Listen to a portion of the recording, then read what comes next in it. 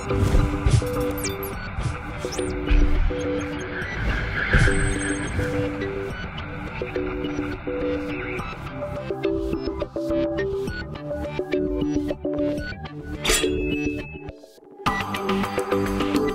hello everybody, and welcome back. We're sitting down with our Wrestle Shaman guests, talking about Wrestle Shamans. Vixsin, Keehn, and Affinity is guest co-hosting with me today. And let's just jump right back into the after show. We'll talk about some Q&A and some stuff. There's everybody. Hello. Hello. After you have a friend. I do have a friend. It's Poe. It's a 2-year-old African Grey that we got from a pet store a week ago, I want to say. Aww. A week ago. She's so cute. Yeah, she got to answer your questions for you? I wish. Yeah. We'll get to that point. Eventually, we'll get to a point where I can get Poe to just do like a whole podcast all by herself. Yeah, that'd be pretty good. Great. Great. So if you guys have any questions in chat room right now, of course, or you can tweet them at FinalBossTV on the Twitters or in chat. I don't know, was there anything from the main show? I thought on the closing I saw people were wondering about Earth Shield. I didn't really bring it up because it kind of felt like it just kind of happens. You keep it on the tank and it increases the healing you do to the tank. Yeah, and you refresh it when it falls off. Yeah, like, it's really weak, I guess. It doesn't really heal for that much, though. Yeah, you basically only want it for the heal increase on the tank. Yeah. Yeah. I didn't end up catching any questions during the show because everyone was talking basically about Mistweaver Monk, which is right, yeah. obviously a later show. So. Right, yeah, exactly. Yeah.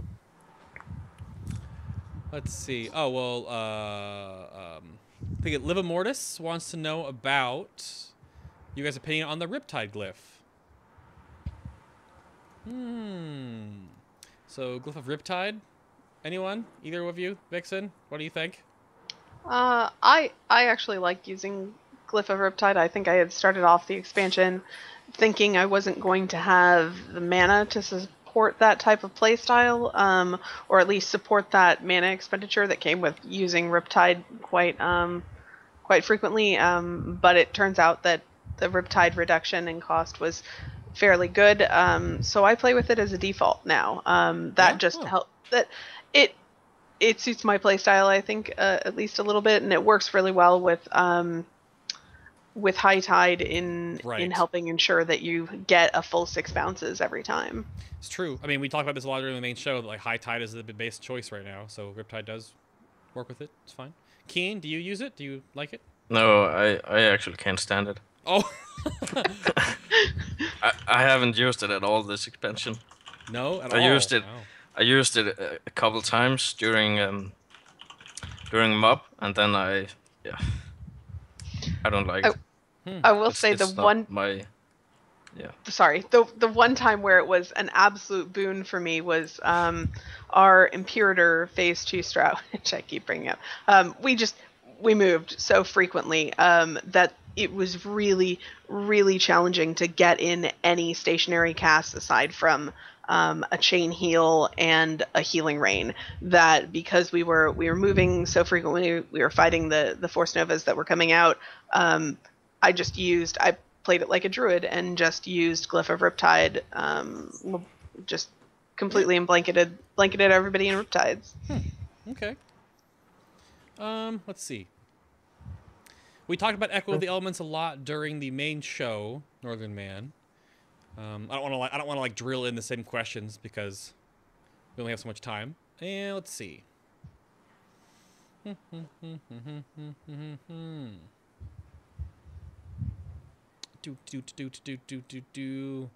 Falcon rating sort of taglines it being that Wrestle Shaman seem to be a great class to recover from F-ups because of deep healing.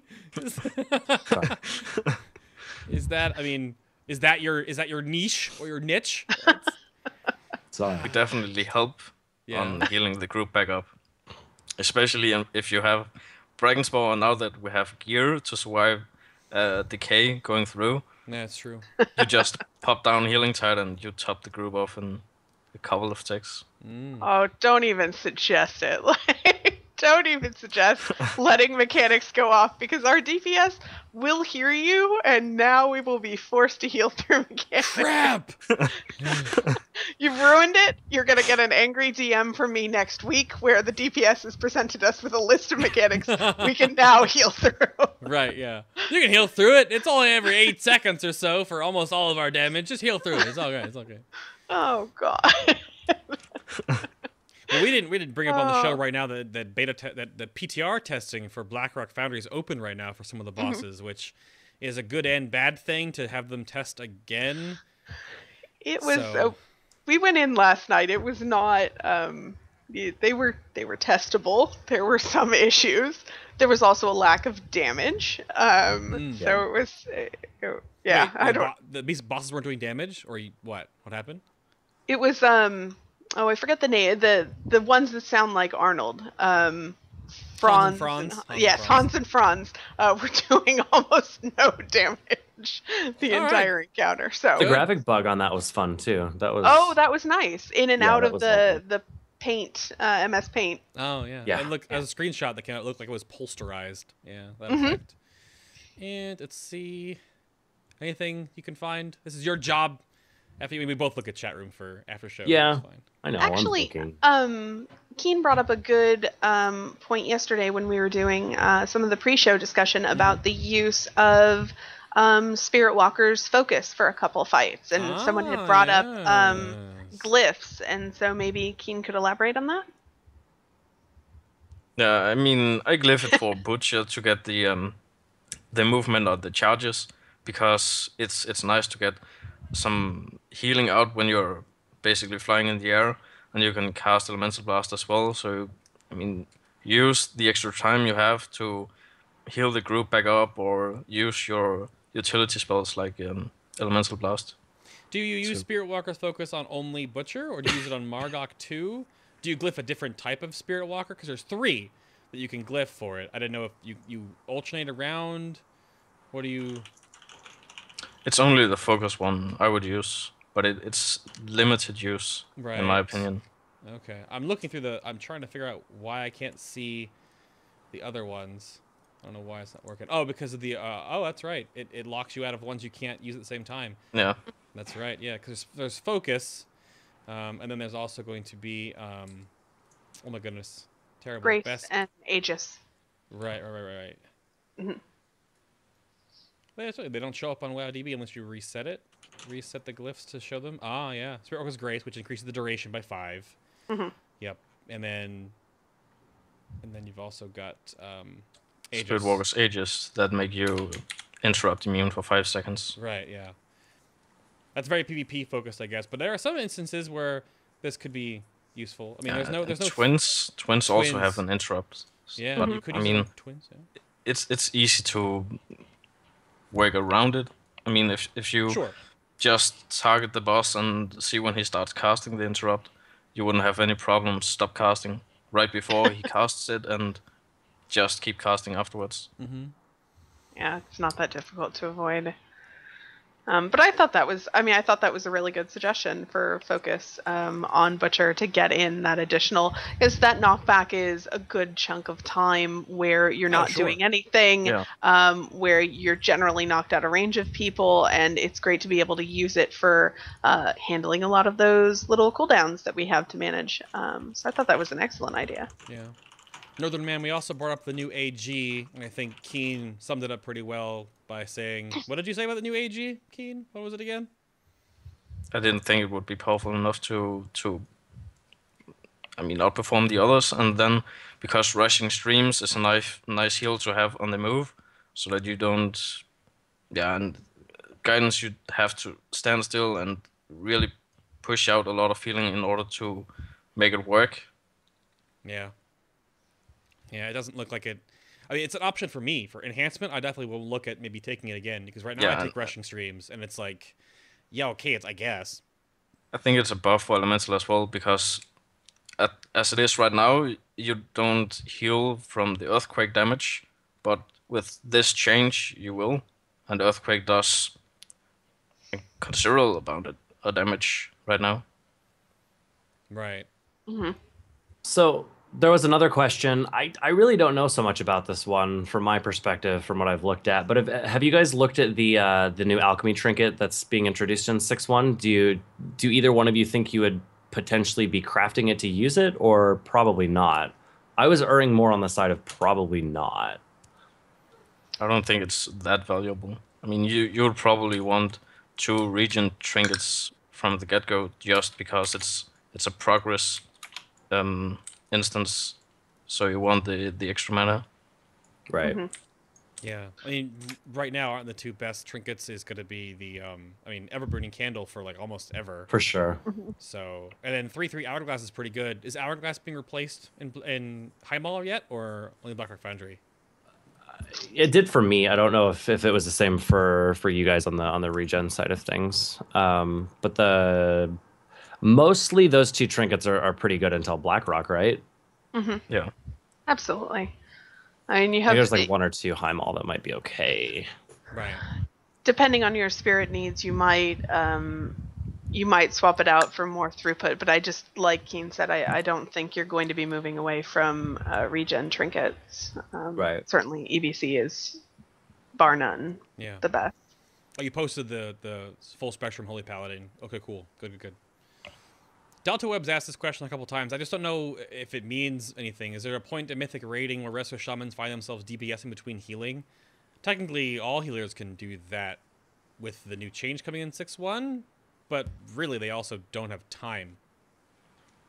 I mean, I think Mythic Butcher is a good example of one where the healing at the start is such that it's really low, and you can DPS. You can use that time to get in a full, like Keehn had said, full pre-pot and get in some DPS.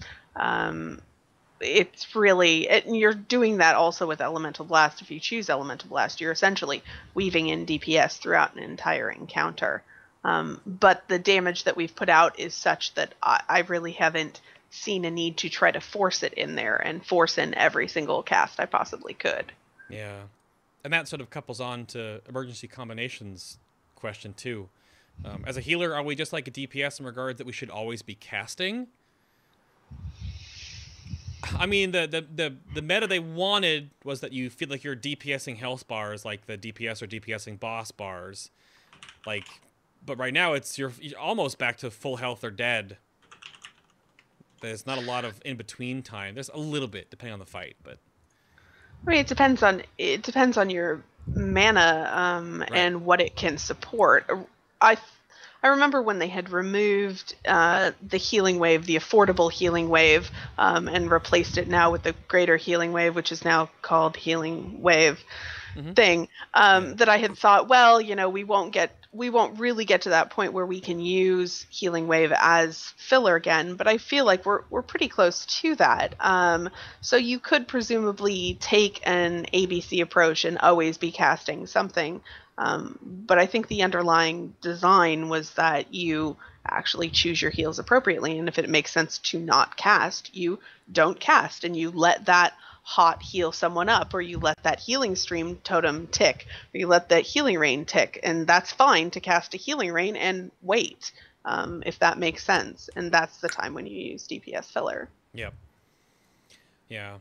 That's about... I don't know. Keehn, what do you think? Well, you might as well use your time casting spells, and if you can get some damage out for free, I would pick up the Glyph. I mean, just because I would have something to do. It's a little drab in that regard. Something to do. That's true, I guess. I mean, because yeah, but if the group is like taking no damage, you like, for instance, at the pull of a boss, the first 20-30 seconds or something, you're not gonna see any or little to no damage income, so you might as well just sit and do some damage. Yeah, I mean, it's true too, because the Teleoccurrence one, Resto Shaman specific, is making those DPS buttons free, if I'm not mistaken, right? They're totally free. They don't cost any mana. And they'll do 100% more damage. Yeah, exactly. Like, that's a pretty big deal. It's different for every healer, though. Not all of them are getting that sort of... like, for Holy, just Announce and Holy Shock do more damage. They still going to cost mana, though. Well, I guess not. No, do they not cost mana? The Denouns don't cost mana. Interesting. But I mean, Holy Shock does, but you'll use it on a heal instead. Right. Yeah, that's probably true. Heart of the Wild will increase more damage. Naturalist will also increase the damage of your spells and ability by 50% as a passive. Yeah, Telluric, Current, Restoration, Flame Shock, Lava Burst, Lightning Bolt are free and double damage, basically. 100% more. That's weird. They're only buffing you 3 because monks already can do it, and so can priests. More so disc, sort of, than holy, but... I thought holy damage wasn't too bad, though. Is it not too bad right now? If they did it, yeah. That's a good question. Favorite Highmaul boss? What was your guys' favorite Highmaul? And I don't know, what was your least favorite Highmaul boss? From a healing perspective, that'd be interesting. Yeah. Yeah, Vixsin?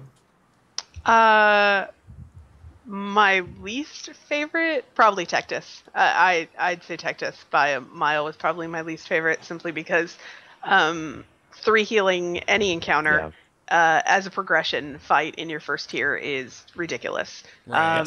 And it's absolutely ridiculous coming from Siege of Orgrimmar, where you had to, have 8 healers for Thok, to now have your healer team forced down to a 3-person roster. And I feel for every single guild leader, every single raid leader out there who had to make that decision, because there's no winning. And well, so that... Blizzard had also mentioned, they said if you ever have to 3 heal a fight, then that's a failure of their encounter design, and that they were working really hard to make sure that we would never have to underheal to that extreme. And it didn't end up happening, unfortunately. And I would agree. I would agree on that statement with Tectus, that it was a little underwhelming to go into a fight and be like, oh, we don't need healers, let's start dropping them. And you're like, not this again. Yeah. Thought we finished that. Did you have a favorite fight, Vixsin? No? Oh. Well, I was also going to say, the rant about healing balance aside, I also didn't find Tectus that interesting a fight to heal. It was nothing, nothing, nothing, and then holy crap, burst everything, and then nothing, nothing, nothing, holy crap, burst everything, and then try to maintain line of sight as your entire raid becomes filled with little mountains. The camera angles in that were horrific. I'm like, either my choice was either top down or first person. So it doesn't get awards for my favorite for a number of reasons, I think. As far as a favorite, I don't know. I'd be hard pressed. I'd be interested in what Keehn's going to say, though. Yeah. Well, I gotta agree on Tectus. I found it pretty boring as well. And we even 4-healed it, so it was, even more boring. And I didn't like the design about, as Vixen said, when you just stand still, then you have the upheaval, where you have to blow a few cooldowns, then nothing happens. You have upheaval again, and then hell just breaks loose, and you have to run for your lives. Basically. I like how neither one of you mentioned the really biggest problem that Ranged had on that fight overall, is that the rock walls that encased the room were also part of the fight. Oh yeah, that's the camera angle issue. That's the minute those walls go up, my camera just becomes this awkward thing. Yep. So I'm glad I'm not a streamer on that fight, because you'd see this awkward camera angle as I kind of look and see the tank out of my periphery, and it's the least interesting fight to look at too. I don't know. There's nothing to look at. You can't see. You might as well be playing in first person. Why they make the giant rock walls the ones that case us in, and not the small ones that still let our camera not be Legend of Zelda style, or like right behind your face? I don't know, man. We have a question from Daniel, comes in on the Twitter. So with how Resto Mastery works, would you like to see more Decimate style abilities? This could be a quick answer. That would be sure something to heal, but I guess I'd like to do more healing. I think you bump up into the problem, though, that we were talking about previously, about the minute you start incorporating these abilities that knock the raid low and keep the raid low, all the fights start to feel the same. So I don't know. I think I'd like to see I'd like to see fights continue to be as creative as they can be. I think we've progressively seen fights get more and more complex and more creative over the past years. I have to give the designers a heap of credit for that. But at the same time, I feel like we need to see our mastery get tweaked a little bit, so we don't have to keep going back to, well, our mastery isn't engaged. Well, our mastery isn't engaged. And so forth and so on. Yeah. I don't think either of you said what fight you actually liked. You didn't really have one. I mean, only have 7 to deal with right now, I guess. It's kind of a loaded early question because there's 10 more. I feel like the obvious answer is obviously going to be Imperator because it's the end boss. But I don't know. There's stuff to do and there's lots to going on, maybe? No. No? I didn't like Imperator. I thought it was... I didn't like the amount of movement. For being a shaman, there was a distinct difference doing that fight on a druid versus doing it on a shaman. Doing it on a druid, it felt much more manageable. I felt like I could maintain a bigger picture the entire time. And this is strat-based too, so I think it's important to remember that our strat was maybe not the most ideal for me. So I was very focused on these little increments of time and getting my healing stream placed down and getting my healing rain placed correctly, and so I didn't find it fun. And it was long as all hell too, which meant that a wipe in phase 3 meant you had to go back and do 10 minutes again. Right. And I still didn't answer Imperator the just question. felt like it would.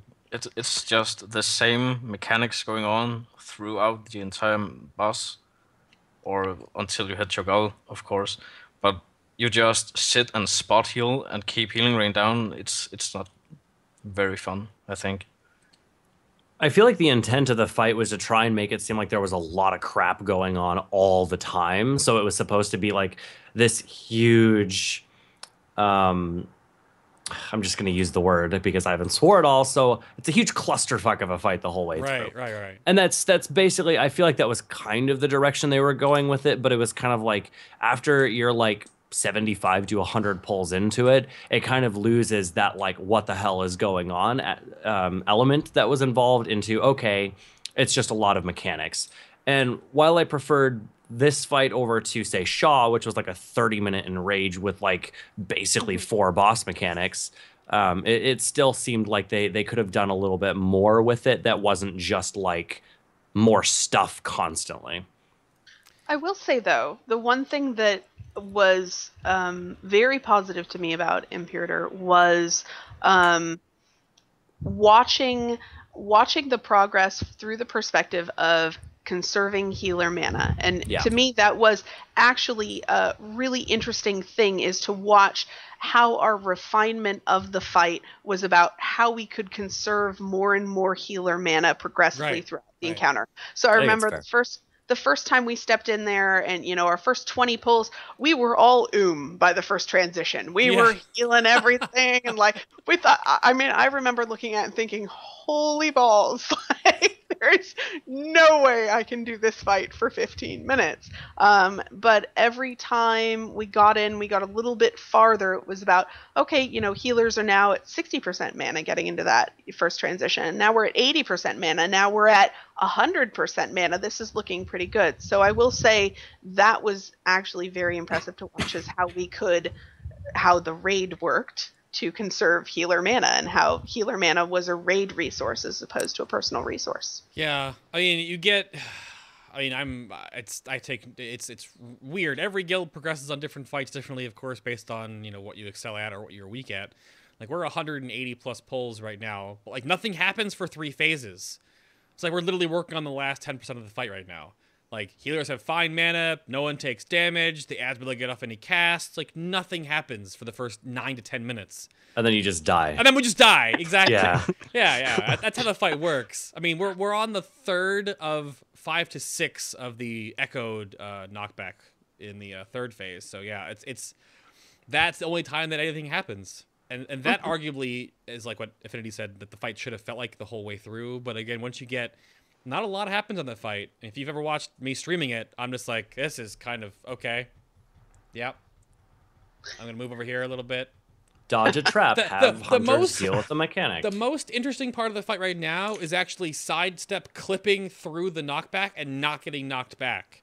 Because if you actually walk away enough from the boss and you side jump, for some reason it only works if you're going sideways, not straight ahead, that you can actually not get knocked back. That's like my little mini game I play now, is not getting knocked back. Which is like just game the boss. Gaming, exactly. It's staying in melee range the whole time. That's the funnest part of the fight right now for me, anyway. So yeah. Another question too. There's one more on Twitter, I think. Let me just check again. So yeah, Totemic Persistence plus Cloudburst gives a ton of healing with either Healing Stream and Tide. Yeah, they noted about that, right? That would be you've used it before. That's about the only real way to game, maybe? Because if you Cloudbursted into a Healing Tide with Persistence, and you're actually doing a lot of healing with that Healing Tide, probably be pretty okay. The question is how much of it would be overhealed, because you just use the Healing Tide. Yeah. How much more healing are you going to use or want from it? Yeah. Keep in mind also that Cloudburst, I don't believe absorbs totem healing. I believe it only absorbs active healing. One actually, really? I think it works like Ascendance in that regard. I could be mistaken in that because I'd have to go back and look at the interaction. I know that Ascendance will not duplicate Cloudburst healing, so that sort of sneaky interchange, because Ascendance doesn't duplicate totem healing. So you have to that's kind of a sneaky exchange that I think could have a potential for abuse if they fix Cloudburst Totem or change it, is that interaction that you can have your Ascendance healing actually distributed via Cloudburst, but not the opposite way around. Okay. But that's it's so much sneakiness for so small a gain that it's not really worth it. And Tolax sent in a tweet too. I saw him post in chat as well. Asking about totem placement. Personally, I failed a lot of Spirit Links because of it spawning really weird. Is Water Totem a totem that spawns behind you? Is that why? I mean, it's almost going to spawn right next to you. Is there anything you want to talk about? I know that, Keehn, you said you use projection a lot to throw. Yeah, totems each have a specific spot based on which nature they have. And wind totem will spawn behind you to the left. So when you place the totemic projection, you have to think, okay, I'm projecting there. So it's going to spawn behind to the left of that spot. Mm-hmm. Okay. Interesting. You really have to keep in mind, like, how is this going to change the position? Yeah. So I was right. Yeah, chat's catching up. So yeah, back left leg is your water totem. Oh, that's the air totems. Oh, air totems. Water is back right. Water's back right. Okay. Back foot still. All right. So I guess that is sort of a. I mean, we talked about how much mini games you have as playing Resto Shaman. We didn't even bring up Earthshield into that or totemic placement. So.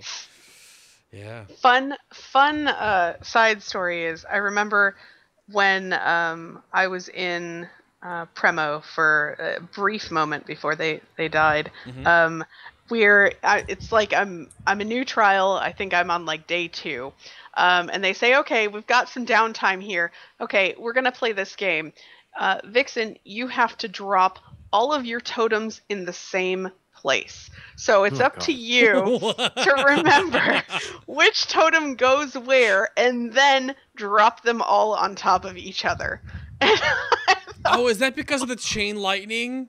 No, it was just a test to see if I could remember that where wind was, where water was, where fire was, and then rotate my character accordingly so that I drop them all. Oh my god. Did you do it? I did do it, but I cheated a little because I Googled. And then I rotated my. I'm sorry. That's Google to the rescue. Yeah. I use nefarious methods. Well, it's fire is front left, and then air is back left, water is back right, and earth is front right, if I'm not mistaken. Because I always get so frustrated because I like the glyph that makes searing the serpent, like the old Vol'jin style, but it has like the worst noise ever. That and Magma Totem. Their noises are so obnoxious, but... so let's look at another question real quick here. Chat room is loving the parrot, by the way. Just, Poe is great. Poe is the star of the show right now. She'll have to be in the thumbnail for YouTube then. Yes. Yes. And then it won't be in the actual regular show, so people will be like, what's going on? Exactly. No one watches the after show on YouTube anyway, so it's okay. So last question, I guess. We talked about the Echo of the Elements a lot, but I guess if you guys want to sub a bit more about, this is specifically with SLT, do you think that that's going to make and bring a lot more sort of, I mean, again, it's more of the minigame management of all the little things you have in your toolkit, but do you think that'll make Echo pretty desirable on some fights, possibly? I know, Keehn, what do you think? It really depends on mechanics.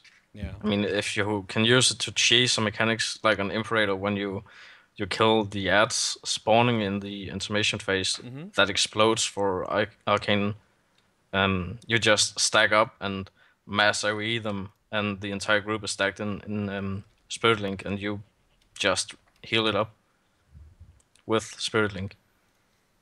Yeah, that's what I mean, that's my only thought. Like, it only really works, though, on crazy amounts of... I'm not saying it's gameable, but you can sort of do that on certain fights with big AoE. Yeah, it's the same with Bracken with the infecting spores. Correct. When you have like 7-8 stacks, you drop Spirit Link Totem, it just keeps the raid alive for the final duration. There's been... Anything else on that, Vixsin? About I was gonna say there have been a couple fights over the past couple of expansions that maybe had Spirit Link creative uses, and the only one that I can think of off the top of my head was Elgalon. You could avoid the line of sight mechanic of the dome by using Spirit Link to link the people outside with people inside. Yeah. So you could always have a situation where that crops up. It's really going to be up to the fight in question. But more Spirit Links, I think, is always a good thing. Like we had said earlier, it makes healing more effective. So if you can pair your Spirit Link with, a major throughput with Revival. Yes. No. If you compare it with Revival or Tranquility or Healing Tide, those spells get more effective as a result and become more effective. Even pairing it with just cost-effective spells, it's always a good thing. Yeah. And I guess this was asked a bunch of times. I kept seeing it, but we didn't go to it. Anything about... we didn't really talk about Unleashed Life. Again, it's one of your little small micro cooldowns that increases the effectiveness of your neck direct heal by 30%. That does not work on healing range still, right? No? Correct. Yeah. So is Unleashed Life having that, like, internal, like... I almost want to say it's like a Hunger for Blood-ish mechanic where you have to keep using it over and over and over again. Rip Hunger for Blood. Is that okay? Like, is using it all the time? Do you use it on cooldown, Unleashed Life? Do you use it on certain things? Do you, like, macro it into AS? Like... Well, optimally, you want to use it on Chain Heal to buff it for that 30%. It buffs the entire chain, so you should use it for Chain Heal. Yeah, and especially with High Tide, too. Yeah. Yeah. Yeah, absolutely. I mean, it's the ideal use is on cooldown with Chain Heal, and certainly Echo now having 2 charges, giving it 2 charges and not having it do the weird play that it had before, where it would proc a non-cooldown, but you could consume that non-cooldown with Riptide or something with Riptide in the interim while the first Unleashed Life came off cooldown. It was just so incredibly awkward to use. I think this is going to make it smoother to use, so that you can use it on Unleashed Life like you had intended. Is it going to make it incredibly strong? Probably not. I think it's still going to be dependent on getting those 2 uses of Spirit Link Totem. Yeah. Well, that makes me wonder now, too, because with High Tide interaction, this is borrowing no mana issues without EB, and their set bonuses. Unleashed Life with Unleashed Fury would be pretty beasty chain heals. Because that would be a 80% bonus to chain heal, on top of the fact that there's no diminish, and it can hit up to 5 people, right? 5, 6? 6. And 12? It's multiplicative. It's not additive, so it's Right. multiplicative. So you have the 1.3 times the 1.5. So Wow, you wind up with, and you have the Riptide bonus, and you have the Yeah. Earth Shield bonus. Yeah. So you wind up with a beefy chainmail. That would be. Again, but mana problems. But that's and that's also ideal case. And Right, exactly. how often you can micromanage your cooldowns for ideal case, up to you. Interesting. Well, anything else to wrap up with? Does Poe want to say anything to chat room after before we get out of Yeah, here? I don't think you'll get anything out of her, unfortunately. Aww. Do you want to say anything? Do you want to say hello? Look at the microphone. No? Okay. She just wants her head rubbed. Just also hand rubbed. All right, well, it's round 2 of the button. Thank you all again for being here. Oh, it's all quiet. There it is. There it is. There it is. Thank you all for tuning in again. Episode number 68 of Final Boss TV. Next week, again, is going to either be Shadow Priests or Thunder Turkeys. So stay tuned on social media to find out who the guests for that show will be. And, of course, it'll be in the heading bar on my stream during the week when you can always ask about it. But I got to set up... I have one guest for each, but not the other. So we're still working on some scheduling. But, again, around the table real quick. Vixsin from Promethean. You can follow her on Twitter at Vixsin_LIG5. You can also go check out her blog at Life in Group 5. Thank you very much. You're very welcome. How often are you posting right now? I know you just have a recent one. God. Oh, A bit. Let's not even talk about real life issues. Right. Well, I mean, hopefully just more in the future. Right. Of course. Of course. You still have a lot on there for Warlords anyway. Yep. Tons of stuff on there for Warlords. Go check that out. And then, of course, there's Keehn over the pond right now in his awesome castle from Danish Terrace. DanishTerrace.dk. Thank you for being on the show, sir. It was awesome. Thank you. And there's Affinity and Poe. You can follow Affinity on Twitter at AffinityUS. Right there, sir. Thank you for being on the show. Yes. Yeah, thanks for having me, and hopefully we'll have more healer episodes coming soon. Yeah, plenty of shots to fire at Discipline Priest, I'm sure. Yes. Right. Absolutely. Yes. And of course, there's me, Adam K, aka Bay. I run this little shindigamajig. Everything you want to know about Final Boss TV is right down below the stream, or of course on FinalBoss.tv. So all of our past episodes are on YouTube if you've missed them. We're also on iTunes and Stitcher. If you have questions for our guests, of course, to help build the show, whenever it's announced on Facebook and Twitter what episode's coming up next, you can use the Ask a Boss button on the website to submit questions. And I use those to help build the show notes in the background. So, yeah, pretty awesome. You all have a great week. Have fun at work and stuff. Trust in the Seal of Tempered Fate, of course. And as always, guys, bye-bye. Bye-bye. You can wave again. Say bye-bye, maybe? No? Off! Okay, gosh.